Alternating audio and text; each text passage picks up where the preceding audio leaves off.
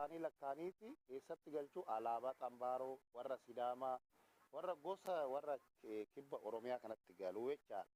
Baay'inni isaanii diqaalota achirraa dhufanitu saba keenya akkasitti gadi ba'eetu arrabsa malee Oromoon Arsii orijinaalli hundeen isaa Arsii kan ta'e waan akkasii kana hin dubbatu. Oromoon uumamatti Oromoon Arsii sun uummata akkamiiti seete uummata waan baay'ee safeeffatu aadaa jabeeffatu malee durriyyee akkasii kana hin qabnu of keessaa jechaadha. Yoo barbaadan dhaxxaniitillee qaaman laaluu dandeessu. Anillee durriyyee akkanaa kana asuma irratti kan arge malee miidiyuma irratti kan arge malee dachee san irratti hin agarree kan daldala guutummaan guututti to'atee bulchu eenyudha Oromoo Tuulamaati Arsii keessatti. Aangoo olaantummaadhaan kan bulchu eenyudha Oromoo Tuulamaati Arsii keessatti.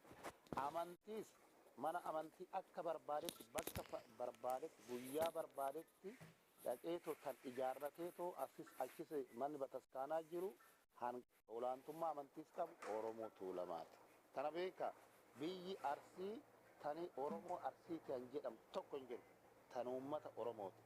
Nama akkas isiniin jedhe hudduu keessatti falaxaa cabsinaa jedheen dacheen Arsii jedhamu sun dachee uummata Oromoo dachee Tuulamni bulchuu jechaa.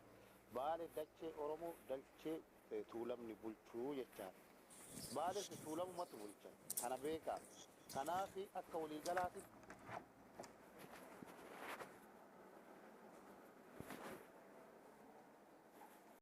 Arsiitti nufini maalidha warri jedhani wanti namni Arsii isaa kenne hin jiru. An dhuunfaasaa kan niitii isaa qofaa jecha niitiin isaa kun yoo didde niitii godhadhumee namni amma obseentu kun Arsii kan kenneef hin jiru. Wanti dhuunfaa isaa kiyya kan jedhamu niitii isaa qofa. Falaxa hudduutti cabsaa nama baale kiyya wallagga kiyya Arsii kiyya jettu eenyu baashiteetu kenneef lafa dachee. Sagaleen kiyya jedha irratti bilbila waan. Okay. Baale guutummaan guututti amantii babal'ifatee tooyi daldala babal'ifatee too kan jiru tan daldalu Oromoo Tuulamaati. Oromoon Arsii amma daldala irratti hin hirmaatu jechaadha. Horii horsiisuu irratti hirmaata. Innaa Oromoo Tuulamaa kanatu daldala to'atee hanga Baaleetti daldala to'atee ture jira jechaadha. Hin sobdu warri ol baatee too amma miidiyaa gubbaa irratti Tuulama jettee arrabsitu dhugaa rabbii siin jedha. Namni takka Arsii keessatti ol jettee too maqaa kana dhooftu jechaadha. Nama akkas nuun jettu caccabsinee shimalaan caccabsinee too likkii ishii galchinaa jechaadha Tuulama Arsii keessatti jechaadha. Garuu waan tokko beekuu kan qabdan Oromoon orijinaal Oromoo Arsiitiif Oromoon Tuulamaa kun harma wal hodhanii harma jechuun harma hodhaa jechuun amma Oromoo Tuulamaa kanaa fi Oromoo Arsii kana walitti firoomsuu seera tokkotu jira seera harma hodhaa jedha.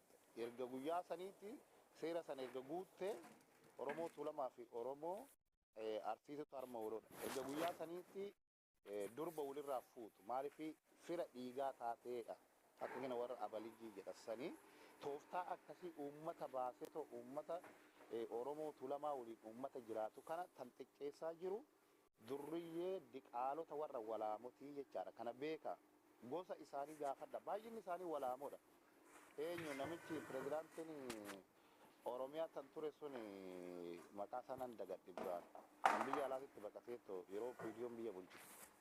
Arsiisuun inni amma Oromoo Yuunaddii Saadoo Hadiyyaadha yaa kan akkanaa kanatu nu keessa jira jechaadha. Kana beekaa innaa maali Murtaadha jedhamuti inni warra Hadiyyaati. Innaa kana waan ta'eef Oromoo sinitti fakkaatinaa hundi isaaniitu jechaadha. Akka amma miidiyaa irratti ol baanii too Oromoon Arsii akkasii wanta akkasii hin jiru olaantummaa isaan qaban tokkollee hin jiru jechaadha. Daldalallee tan daldalan Oromoo Tuulamaati. Biyyas tan bulchaa jiru Oromoo Tuulamaati. Amantiis babal'ifatee tan jiru Oromoo Tuulamaati jechaadha. Dhattanii ilaaluu dandeessu jechaadha. Kanaaf sobduuwwan warri asirratti haasoftu ilaalcha Arabaa baatteti ilaalcha Arabaatti sirratti fudhuu barbaaddi jechaadha. Oromoon ilaalcha Arabaatti tokko hin jiru. Maqaa saniin daldalti.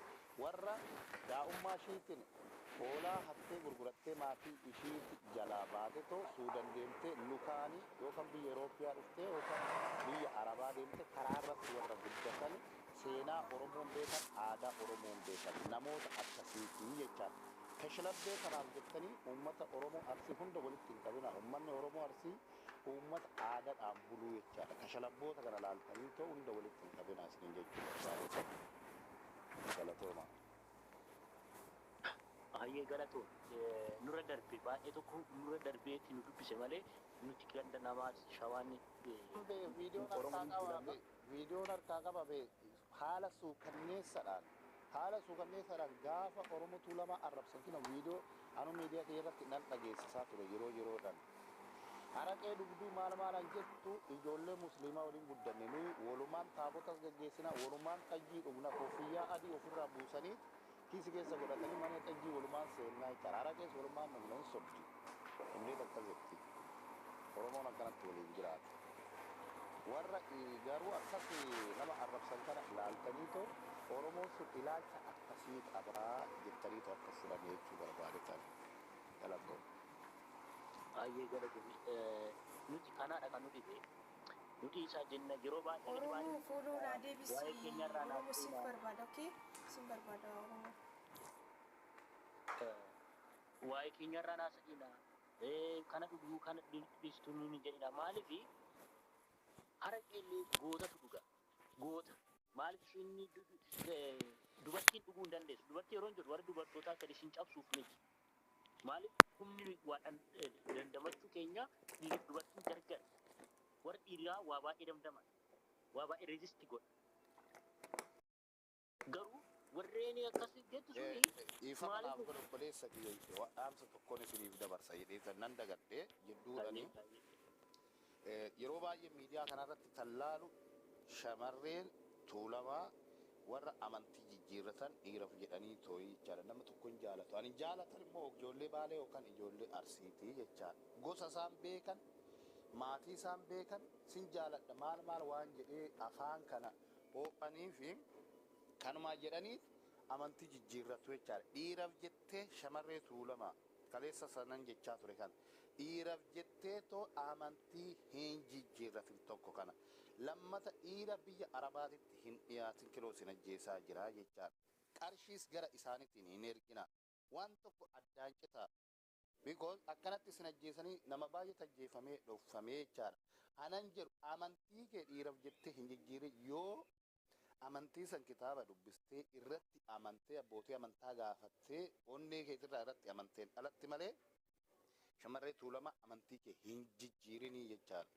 Yoo dhiira tokko jaalachuu barbaadde akka seera Oromootitti gosa isaa beekuu qabda, maatii isaa beekuu qabda. Nama hin beekne tokkotti niiqin biyya ormaa keessatti akkanatti si galaafataa jechaadha. Itti fufu. Galatoon. Kanaadha kan nuti beeknu. Namba dhugaa dubbachuuf iddoo galatoomaa warra maseentanii otoo akkanatti hundi isaa gadi fageessee beekee kanaan duras kutaan nama amantii namaa hin xiqqaatu maal godhan hundumtuu takka hin beeku. Ani kanuma bichaan jira galatooma ijoolleen Tuulamaa oddoo jirtanitti immoo namni takka yoo abbaan of dagate ormi namaa hin dirmatu waan ta'eef odduma jiranitti wal quba qabaachuun keenya dirqama warra reefu dhuftan galatoomaa ani nan baadhiifama wajjin. Ayyee galatoomni lalise mee miti kee kaafadhuti yaada qabdu dubbadhu.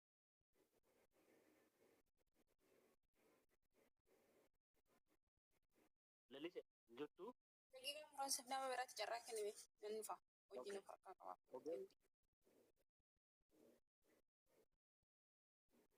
Wayyee sin nagaan tura. Yaada qabatu kamitti nagaa. Hundum keessan. Mee yaada qabdu warreen nu arrabsu warreen arrabaa warreen gandaan nama arrabsu kanarratti yaada qabdu. Yaada qaba. Arrabsamuu qaba. Mee yaada qabdu irratti kennu. Sini Oromoon Tuulamaa koo Oromoon Tuulamaa fi Macciif Tuulamni koo Oromoo keessa utubaa Oromoo jechuu hin dandama akkuma dhugaatti yoo dubbanne sagaleen garuu na cufameera rakkoon kun dhukkuba dhiiba manaa godha Oromoo jilla kaleessa wal arginee turre.